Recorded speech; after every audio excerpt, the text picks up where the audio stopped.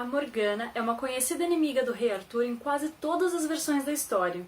Mas eu achei uma HQ que conta a história do ponto de vista dela.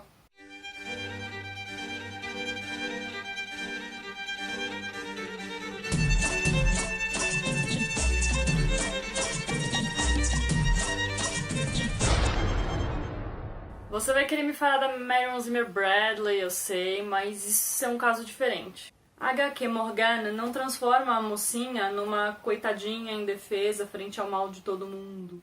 É uma HQ francesa, ainda tá sem tradução no Brasil. Eu espero muito que alguma editora resolva trazer, porque é uma HQ muito boa, a arte é muito linda e a história é muito legal. E eu achei incrível que são dois autores homens, mas super feministas, o ponto de vista da história, sabe? O que eu achei legal é que nessa HQ a Morgana faz tudo o que se diz que ela faz mesmo na história. Inclusive ela faz alguns papéis da Morgause também, das lendas do ciclo arturiano. Então tem aqueles tabus que a gente não acha muito legal, assim, mas, por exemplo, tem um incesto que a Morgana vai lá, transa com o Arthur pra gerar o Mordred, que não é em toda versão que o Mordred é filho do Arthur, mas nessa é. Ela é bruxa mesmo, então amei. Nessa história ela é aprendiz do Merlin, que a relação ali é bem curiosa, já vou comentar isso. Ela é inteligente, astuciosa, ela quer o poder, ela quer o trono, ela acha que ela tem mais direito do que o Arthur. Ela faz algumas coisas assim, erradas mesmo. Só que o que é interessante é que ela não é posta como vilã dentro da narrativa. Bom, primeiro porque tá do ponto de vista dela, mas tem se adotado, né, mais recentemente, o ponto de vista do vilão. Ela não é vilã, ela é protagonista, vai contar a história dela, vai explicar por que ela faz coisas erradas, vai explicar todo o contexto em que as coisas se deram, muita coisa do que a gente já conhece. E o que eu acho muito legal é que ele tá questionando o ponto de vista da narrativa dominante. Então, por exemplo, os Cavaleiros da Távola Redonda existem nessa história. Só que eles são mais próximos historicamente do que seria um cavaleiro naquela época. Então, por exemplo, eles são homens nobres, eles chegam lá num vilarejo pra ajudar alguém. E daí as pessoas recebem eles bem, né, com comida e bebida, só que daí eles comem muito, bebem muito, estupram um monte de mulher. E daí o povo fica puto com eles. E daí o povo vai tentar botar eles pra fora. Só que o povo, né, armado com nada, né, com instrumento de agricultura, não tem o que fazer, eles não têm nem treino pra luta. Então os cavaleiros vão lá, descem o cacete neles, matam um monte de gente. E depois eles chegam pro Arthur, olha, aquela vila, o pessoal tava possuído, assim, né, rolou uma bruxaria nervosa lá. E a vila... Nossa, a gente teve que matar todo mundo, assim, foi horrível. Eles contam a história do ponto de vista do perdedor, de certa forma, né? A partir do momento que eles questionam a narrativa principal, a narrativa dos cavaleiros honrosos, etc. O Arthur é pintado como um bebê chorão que não sabe o que fazer, que é um pau mandado, isso outras versões fazem, né? Tem uma cena, uma página e meia, de sexo da Morgana com o diabo. Bem entre aspas, porque na verdade ele tá inserindo, ele põe o deus Cernunno, que tem a forma de um cervo, e é um deus celta. Ela tá lá, e ela tá fazendo, e ela tá gostando, mas isso não é vilanizado, isso é só parte do que tá acontecendo na história, sabe?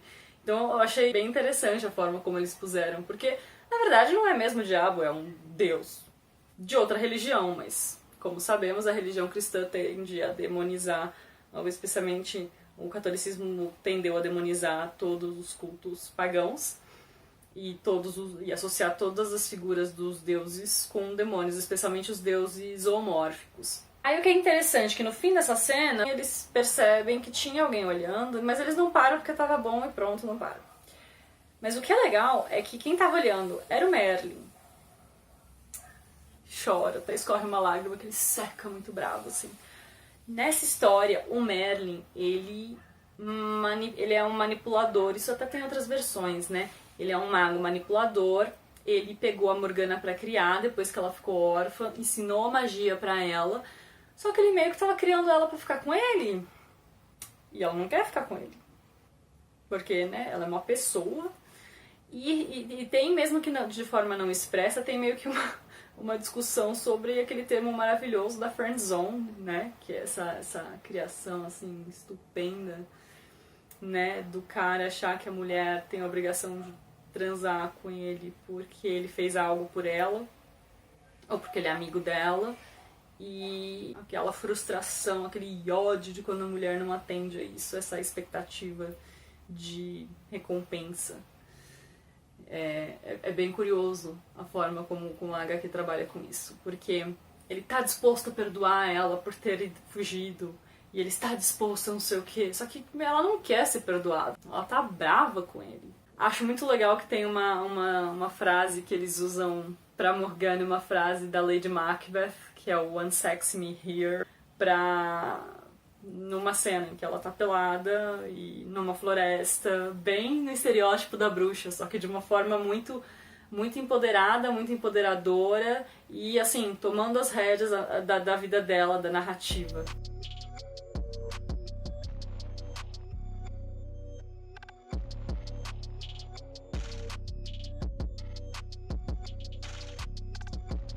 Inclusive, quando ela vai atrás do Arthur pra transar com ele uma vez só, porque ela quer engravidar e ter o Mordred, faz parte de um plano para ela poder manipular Excalibur, porque Excalibur nessa história ela é um feitiço do Merlin e só quem tem o sangue da família do Arthur poderia manipular a espada. Bom, ela não tem, né, porque ele é da família que o Arthur não compartilha, né, com ela. Então, ela vai lá e tem o filho dele pra o Merlin não poder ter o Arthur dominando a espada, a Excalibur. Genial, assim, ela é bem Sonserina da parte dela, assim, bem calculista. Mas isso é posto, assim, de uma forma que ela é uma anti-heroína, ela não é uma vilã. Inclusive, a forma como eles constroem a narrativa, mostrando a infância dela, as coisas de errado que aconteceram, ela lutando pra se virar, e daí ela fazendo algumas coisas erradas, mas porque ela foi muito injustiçada, ela não tem como sair daquele ninho de cobras. É um jeito muito tradicional da construção do anti-herói na figura masculina. Eu não lembro de ter visto uma anti-heroína construída dessa maneira. Enquanto isso, vai mostrando os abusos que os homens cometem contra as mulheres. Todos muito incríveis com a época na qual a HQ se passa. E daí ela meio que vai criando uma rebelião de mulheres, assim, uma coisa meio personagem da Brona no Penny Dreadful, assim. E uma das pessoas com quem ela faz isso é com a Guinevere. Ai, gente, é spoiler mesmo. Sorry, porque eu tô tentando convencer alguém a trazer essa HQ, tá? Então, se vocês conhecerem alguém e falar, pelo amor de Deus, eu preciso ler isso, falem com as editoras que vocês conhecem. A Guinevere tem lá o caso com o Lancelot, mas a questão é que a HQ deixa explícita que o Lancelot que transou com a Guinevere, na verdade, é a Morgana disfarçada. E ela fez isso pra criar uma situação ali entre o Arthur, porque ia levar pra alguma coisa que a Morgana queria no final.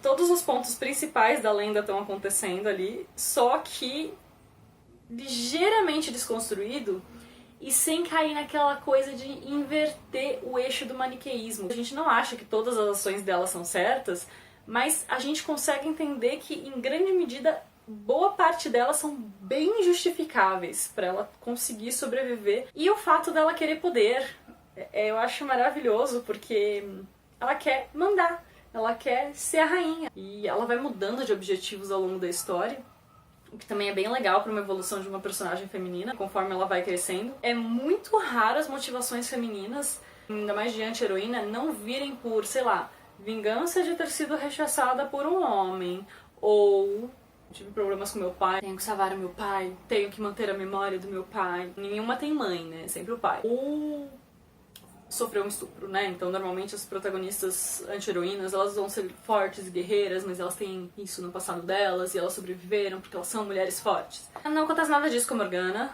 Ela comanda a narrativa, ela tem um empoderamento sexual, que não é só esse discurso. Em alguns momentos, a HQ fica isso de ser meio machistinha, mas ela não ultrapassa a linha que precisaria ultrapassar para ser, sabe? Ela trabalha muito bem de uma forma que eu confesso que eu jamais esperaria de um roteirista e um ilustrador. Quando eu penso em HQs que trabalham bem o feminino, eu penso logo de cara, assim, disparado no Saga.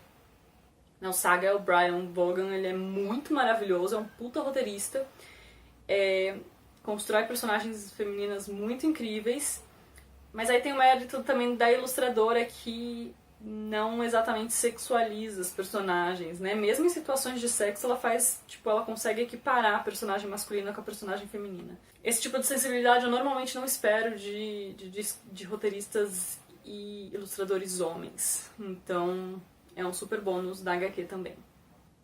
Enfim, eu convido vocês a conhecerem. Eu não sei se já saiu tradução para o inglês, eu vou procurar, se tiver saído eu vou deixar o link para quem puder ler inglês. Mas se não, enchem um saco de editoras que vocês acham que poderiam trazer isso. É uma coisa muito maravilhosa para não estar no Brasil.